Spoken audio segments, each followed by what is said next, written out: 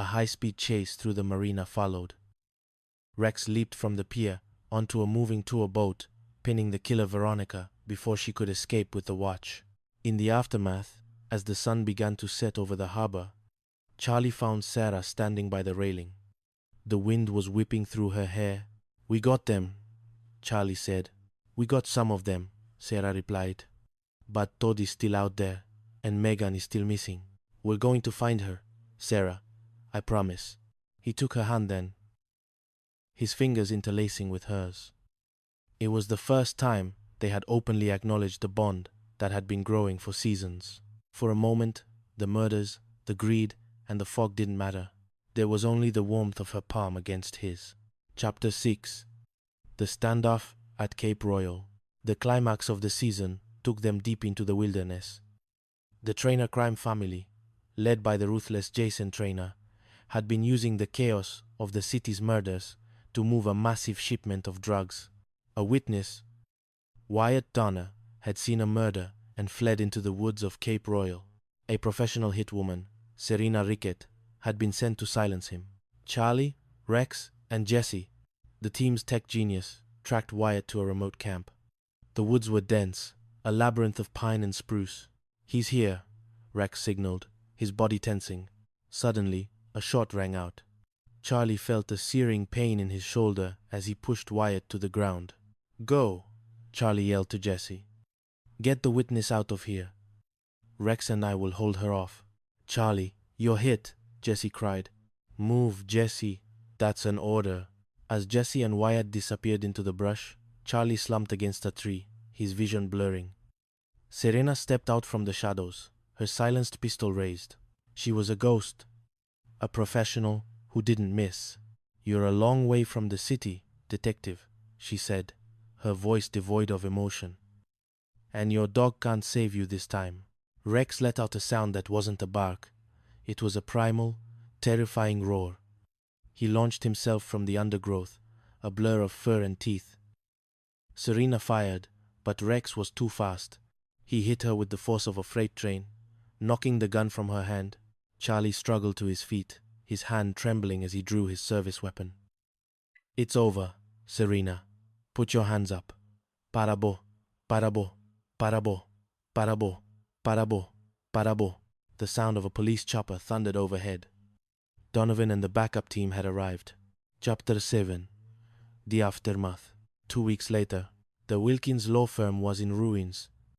Todd had been arrested after Rex found the missing escrow millions hidden in a dummy account. Megan had been rescued from an abandoned machine shop, traumatized but alive. The Devereaux family was picking up the pieces of their broken legacy, and the Trainers were facing decades behind bars. Charlie sat on the deck of his trailer, his arm in a sling. The Atlantic was calm for once, the water a deep, shimmering blue. Rex lay at his feet, gnawing on a new chew toy, a gift from Brian, the boy who had drawn the truth. A car pulled up. Sarah stepped out, carrying a bag of takeout and a bottle of wine. She looked at Charlie, and for the first time, there was no professional mask. Just relief, just love. "How's the shoulder?"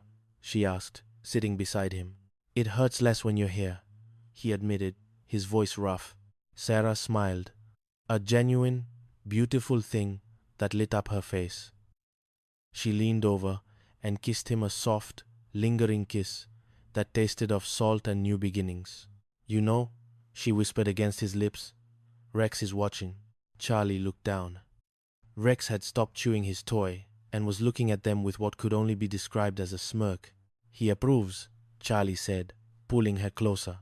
The fog would return to Street John's, as it always did. There would be more cases, more secrets, and more nights spent chasing shadows. But as the stars began to poke through the darkening sky, Charlie Hudson knew he wasn't chasing them alone anymore. He had his partner. And he had Sarah. And, for the first time in a long time, the silence of the night felt like peace. The end. Shadows of the Atlantic. A novel of mystery and longing. Chapter 1.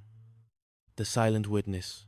The fog rolled into Street John's like a heavy gray blanket, dampening the sounds of the harbor and clinging to the colorful Victorian houses of Jelly Bean Row. For Detective Charlie Hudson, the mist always felt like a premonition. Beside him, in the passenger seat of the unmarked SUV, Rex, a German shepherd with eyes more soulful than most humans, rested his chin on the dashboard. They were a pair defined by a bond that transcended words, a partnership forged in the fires of the city's darkest corners. But today, the darkness felt personal. Sarah Truong, the lead forensic scientist, and the woman who occupied more of Charlie's thoughts than he cared to admit, was already at the scene on Water Street. When Charlie stepped out of the car, the cool Atlantic air bit at his skin. But the sight of Sarah standing under a black umbrella, her brow furrowed in concentration, warmed him in a way he couldn't explain. "Report says she was taken right here," Sarah said, her voice steady but carrying an undertone of empathy that Charlie loved. She pointed to a discarded briefcase and a single high-heeled shoe lying near a puddle. "Megan Schaefer," Charlie muttered, looking at the evidence. "A lawyer with no enemies, according to her firm. But we both know that's never true. The case was a snatch job. Quick, professional, and terrifying. But the abduction of Megan wasn't the only tragedy that morning.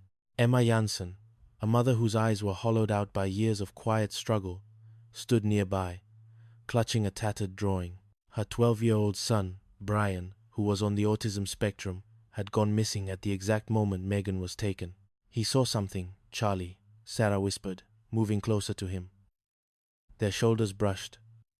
A brief contact that sent a jolt of electricity through Charlie's jacket. "The mother says Brian communicates through art. He doesn't speak much, but he sees everything."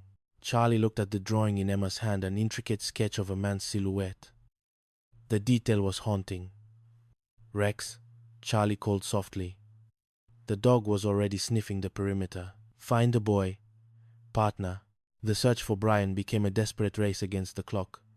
But for Charlie and Sarah, it was also a dance of unspoken feelings. As they navigated the narrow alleys, Charlie found himself watching the way Sarah handled Emma's grief with a grace that made his heart ache. He wanted to tell her then, amidst the rain and the sirens, how much he admired her, how much he relied on her, not just for the DNA results or the chemical traces, but for being his North Star. When they finally found Brian huddled behind a shipping container, the boy was shivering, his world shattered by the violence he had witnessed. Rex didn't bark. He simply approached the boy with a lowered head and a gentle wag of his tail.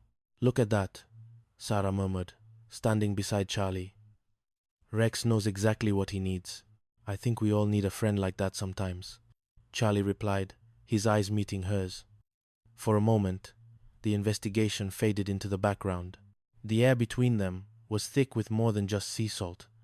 It was the weight of years of friendship tipping over into something deeper. But the moment broke when Brian began to draw again. His pencil flew across the paper, revealing a face not Jamie, Megan's ex-boyfriend, who everyone suspected, but Todd, the very man who had called for the police's help. The betrayal stung. As Charlie moved to make the arrest, Sarah stayed with Brian and Emma. She caught Charlie's eye as he walked away, a silent promise in her gaze. "Be careful." Chapter 2. The sunlit yacht and the saltwater sting. Weeks passed, and the salt air of Street John's shifted from the chill of spring to the humid warmth of summer. The city was alive with tourists, and the marina was crowded with luxury yachts. One such vessel, the best kind, became the stage for a new tragedy and a new test for Charlie and Sarah. Jacob Kaufman, a billionaire with a reputation for cruelty, was found dead on his own boat, pinned to the wall by a spear. "Business and pleasure," Sarah noted. As she stepped onto the polished teak deck, she was wearing a summer blazer that made her look professional, yet undeniably radiant. Kaufman was here to invest in a new AI startup. It seems someone decided his investment wasn't worth the price of his life. Charlie was distracted. Not by the blood, but by the way the wind caught Sarah's hair. He had spent the last few nights at his trailer, staring out at the ocean, thinking about the look she'd given him after the Schaefer case. They were closer than ever, yet the distance between colleagues and lovers felt like a chasm he wasn't sure how to cross.